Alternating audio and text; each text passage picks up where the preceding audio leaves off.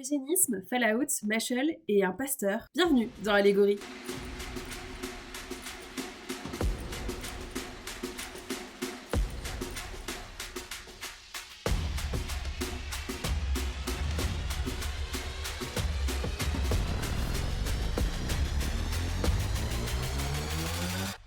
Avant toute chose, je voulais mettre en avant un trigger warning. Ça va quand même beaucoup parler de deuil, de mort et de sujets pas très jolis aujourd'hui. C'est aussi pour ça que j'ai créé ce podcast, c'est pour qu'on puisse parler d'un petit peu de tout. Donc, si jamais vous êtes en situation un petit peu compliquée, n'hésitez pas à couper le podcast, je ne vous en voudrais pas. Avant de commencer, je vais vous rappeler que du coup, ce podcast est un podcast Et la Bête qui fait partie de ce label-là et qui propose tout un tas d'autres podcasts sur la pop culture en général. Et allez voir ce qu'on fait parce que c'est quand même vachement cool. Pour commencer, on va d'abord faire une définition de ce que c'est que l'eugénisme finalement. Alors, je voulais vous dire que si au début vous saviez pas ce que ça voulait dire l'eugénisme, c'est tout à fait normal. La plupart des gens ne savent pas forcément ce que c'est ou ont une très mauvaise définition de ce que c'est. Moi, souvent, ce qu'on m'a dit, c'était que l'eugénisme, c'était le fait d'empêcher les gens de prendre leurs propres décisions, alors qu'on va voir, c'est pas du tout le cas. Donc, j'ai tout d'abord pris la définition de Élise, qui a monté le podcast précédent et qui est toute nouvelle dans l'équipe. Pour elle, la définition de eugénisme, c'est « Il me semble que l'eugénisme est une idéologie selon laquelle il faudrait favoriser la reproduction de certains individus considérés comme supérieurs, selon des critères qui peuvent varier, au détriment d'autres individus considérés comme inférieurs, selon les mêmes critères. Pour moi, c'est une idéologie très dangereuse qui porte atteinte aux droits humains. » Donc merci à Élise. Après, j'ai quand même demandé aux gens du label. Quelqu'un a trouvé une définition de l'eugénisme, c'est Picamax qui est à l'origine du podcast Storybookinist qui parle des livres Disney. Donc lui, sa définition était la suivante. Je crois que c'est chercher à sélectionner par les gènes, faisant le tri. La seule fois où j'en ai entendu parler, c'était des trucs à propos des expériences nazies. Donc oui, il a en grande partie raison. J'ai continué à creuser. Je suis allée voir du côté du Larousse. Donc pour lui, la définition, c'est cherchant à opérer une sélection sur les collectivités humaines à partir des lois de la génétique. Ensuite, je suis allée chercher du côté de la sociologie et j'ai trouvé une définition de Lucas Desgrises, dont je mettrai l'article qui est très intéressant en barre d'infos. Franchement, allez le voir parce que lui, il en parle du côté de la justice. C'est très important. Sa définition la suivante est « L'eugénisme est prôné par Platon comme un moyen de régulation de la justice sociale. Le contrôle des naissances et l'éducation des enfants par l'état de droit permettent d'adapter ses propres citoyens à la forme hiérarchisée définie nationalement pour le bien commun par des philosophes rois. » Oui, c'est compliqué. On va définir tout ça. Je vous assure que le reste de l'article est quand même beaucoup plus pragmatique, donc c'est beaucoup plus simple, mais comme quoi, des fois, on peut pas toujours donner raison à tous les philosophes. Alors ça tombe bien qu'on parle de philosophie, parce que le premier exemple qui va servir d'illustration, c'est celui de Fallout, qui est une série TV donc toute récente sur Amazon Prime, une série que j'ai personnellement adorée, donc dans une prochaine émission, et j'aurai d'ailleurs l'occasion de vous en parler. Alors, qu'est-ce que c'est que Fallout ? Dans Los Angeles, un post-apocalyptique résulte une destination de nucléaire. Les habitants doivent vivre dans des bunkers souterrains pour se protéger des radiations, des mutants et des bandits. Alors je l'ai choisi en premier choix parce que c'était le plus simple. Tout simplement parce que, vous pouvez vous le dire d'ailleurs, c'est très important, je vais savamment spoiler toutes ces séries dont je vais parler. Donc si jamais vous ne voulez pas être spoilé, passez au moins 1 minute. Alors du coup, je l'ai choisi parce que c'était le plus simple, parce qu'on découvre tout au long de la série qu'en fait, l'explosion nucléaire, la réalisation des bunkers est le résultat d'expériences scientifiques réalisées par des scientifiques et qu'ils ont fait des tests sur différents bunkers. Donc on va avoir des bunkers où va y avoir des membres en plus ou des membres en moins. On va avoir un bunker où les gens s'entretuent. On va avoir des bunkers où il y a des expériences transgéniques. On va avoir plein de bunkers différents. Et en fait, c'est toujours dirigé par des scientifiques qui, du coup, choisissent, oui ou non, s'il faut rentrer ou pas des personnes et se sentent supérieurs en tant que membres de l'abri par rapport aux personnes extérieures. Et si elles ont choisi aussi cette façon de faire, c'était pour repeupler après la Terre, pour éviter qu'il n'y ait pas de guerre, et ainsi laisser les autres personnes à l'extérieur qui considèrent comme inférieures, donc non scientifiques, se détruire mutuellement. Et ça prend une place telle qu'en fait on a un point où on arrive à raser des différentes villes. Donc là c'est vraiment le gros de l'eugénisme. On peut faire un parallèle presque avec la guerre 39-45 parce que finalement les nazis ont essayé aussi de remodeler le monde à leur façon. Là c'était aussi très clairement le cas, comme quoi les scientifiques n'ont pas toujours raison.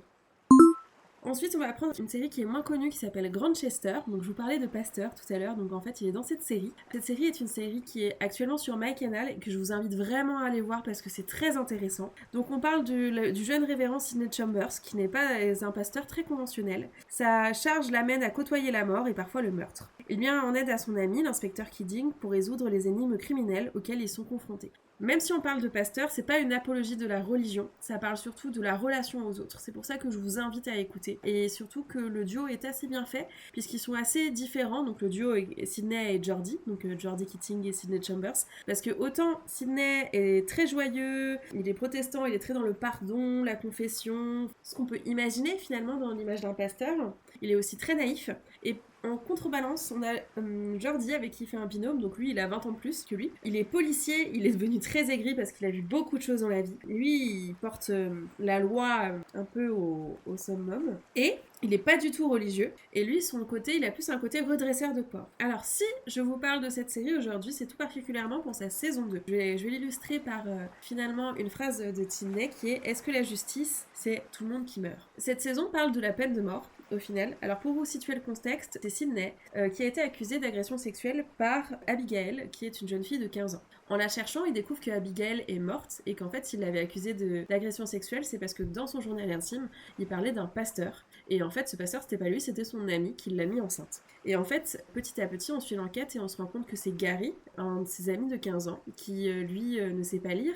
Il a voulu aider Abigail avec le fait qu'elle soit enceinte et en fait, comme il n'y avait pas de questionnement sur ce que c'est que la sexualité et très peu d'informations à l'époque, les deux adolescents avaient vu dans les magazines qu'une grosse consommation d'alcool permettait d'avorter. Donc Abigail demande de l'aide à Gary lui donne et en fait, il se rend pas compte qu'elle est en train d'étouffer et elle meurt. Du coup, Gary est arrêté et finalement condamné à mort. Alors ici, vous pouvez retrouver deux formes d'eugénisme. Donc tout d'abord, la première forme d'eugénisme, c'est le fait que Gary finalement est condamné à mort. Alors on peut tous avoir un avis différent sur la question. Moi, je suis contre la peine de mort personnellement. Et en fait, c'est assez marrant le traitement de ce personnage parce que on va l'accompagner tout le long de la série dans sa suppression finalement. Donc on va passer à travers ça sur les différentes étapes du deuil.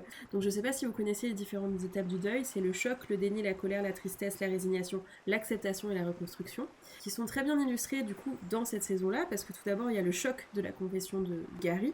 Dans l'amitié Chambers, Jordi et Sydney passent par une forme de résignation. Ensuite on passe au déni, c'est-à-dire que les deux amis se rendent compte qu'ils ne sont pas d'accord entre eux et ils laissent faire ce que l'autre n'aime pas qu'il fasse. Par exemple, Sydney a décidé d'aller témoigner pour sauver Gary de la pendaison et il a décidé aussi de l'accompagner dans sa mort, etc. Enfin, pas dans sa mort, mais dans le processus de pendaison. Mais par contre, en contrebalance, il y a Jordi qui, lui, quand finalement Gary avoue, il laisse son collègue l'étouffer avec de l'eau de la même façon que Gary avait étouffé la jeune fille. Ensuite, il y a ce qu'on appelle la colère. Donc, il y a une explosion de colère de la part des deux personnes. Donc, là, qui est sous forme de procès. Donc, Gary qui explique que lui, il a juste voulu aider la jeune fille.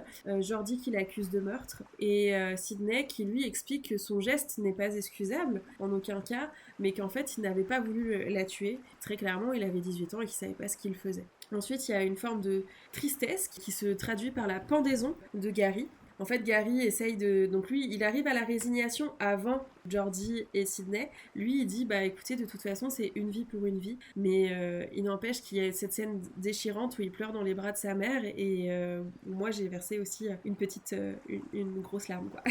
Mais par contre, les deux amis sont extrêmement tristes d'une façon complètement différente. D'ailleurs, si on pouvait reprendre sur l'étape d'avant sur la colère, à ce moment-là, ils commencent à avoir des échanges passifs-agressifs, ils ne se regardent moins. Pourtant, ils ont toujours envie d'être dans la vie l'un de l'autre. Et au moment de la résignation, une grosse dispute éclate où ils se cassent la gueule, mutuellement.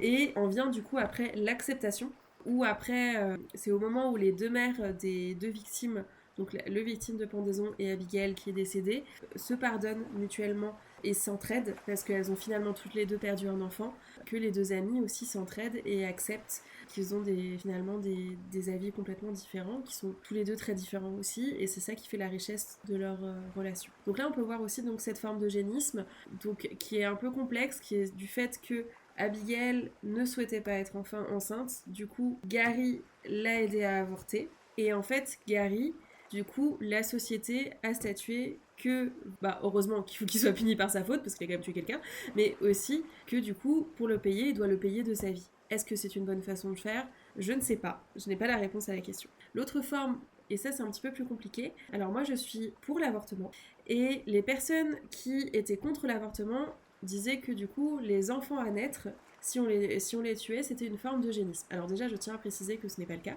parce que du coup, l'eugénisme, c'est la destruction de gènes et d'une personne, et en fait, au moment de l'avortement, ce n'est pas un enfant. Du coup, je tenais à remettre ça en avant.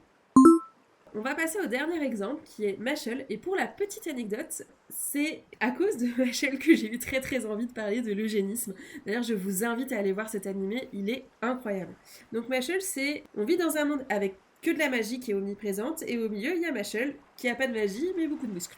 Dès le premier épisode, on nous plante le décor que, en fait, le rang social est délimité par la magie. Alors du coup, pour compenser ça, le père de Machel décide de le rendre extrêmement sportif, pour qu'il puisse compenser par ses muscles. En effet, ça réussit assez bien, hein. Il dégomme des portes, il arrive à faire de la polka en soulevant des poids de 50 kg de chaque côté, donc ça doit faire à peu près 100 kg. Il arrive aussi à voler en courant, enfin voilà, il a plein de compétences ce garçon. Et en fait, il arrive à un moment donné, enfin je me suis quand même posé la question s'il n'était pas dyspraxique, parce que il est très très fort. Par contre, il arrive absolument pas à savoir comment utiliser certains des objets, donc il se souvient pas de leur sens. Ça m'a fait assez rire, ça m'a fait penser à moi, bon, même si je casse pas des portes moi quand je veux passer la porte, mais bon, bref, peu importe. Et donc du coup, arrive ce moment où il se fait choper donc par la police de sa ville, et en fait il se rend compte qu'il n'a pas de magie, et ils expliquent que du coup pour la purification de la race, c'est vraiment ce qui est dit, il faut éliminer les gens sans magie, puisque c'est des erreurs de la nature.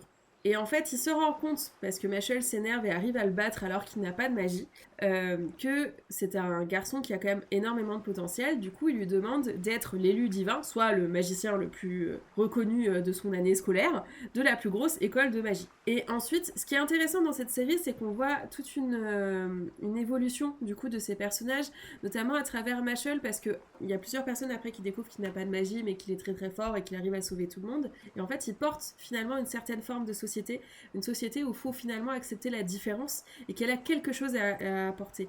Malheureusement, Machel doit apporter ça en excellence dans un domaine où il a une société qui est inadaptée. On pourrait faire un parallèle avec plein de choses là-dessus, notamment au travers du féminisme plus principalement, où une femme en général est censée quand même des fois plus exceller que les autres dans des milieux plus masculins pour pouvoir se défendre plus aisément. Je voudrais terminer sur cette dernière conversation que j'ai eue avec Scary Betty et Anaïs du La Belle et la Bête. En fait, Scary Betty m'a expliqué qu'il avait une formation en biologie et que notamment il avait eu des cours sur l'eugénisme. Il m'a expliqué que l'eugénisme était juste le fait de retirer des gènes et que, qu'on soit pour ou non, pouvait aussi amener de chouettes choses. Par exemple, si vous prenez une personne qui a de l'asthme, on pourrait éventuellement lui retirer le gène d'avoir de l'asthme, ce qui pourrait améliorer sa vie. Moi, à titre d'exemple, je suis allergique au pollen. Si demain quelqu'un me disait « Écoute, Anaïs, je peux améliorer ta vie et te retirer le gène d'allergie au pollen », je vous avoue que j'en serais très heureuse. Après, la question est, on n'est pas là pour retirer ou pas la vie de quelqu'un. Je voulais terminer là-dessus parce que ça vous a amené aussi autre chose dans la réflexion. De là, pour ne pas expliquer que l'eugénisme c'est que nul, mais aussi quelque chose de plus large. Normalement, je fais toujours un article en lien avec les podcasts. Il y aura une exception ce mois-ci pour les raisons que j'ai des grosses épreuves à venir et aussi parce que je fais un énorme tri sur le blog et que je fais une restructuration. Par ailleurs, vous aurez quand même un podcast qui sera sur l'universalisme, qui est aussi en lien avec du coup ce podcast.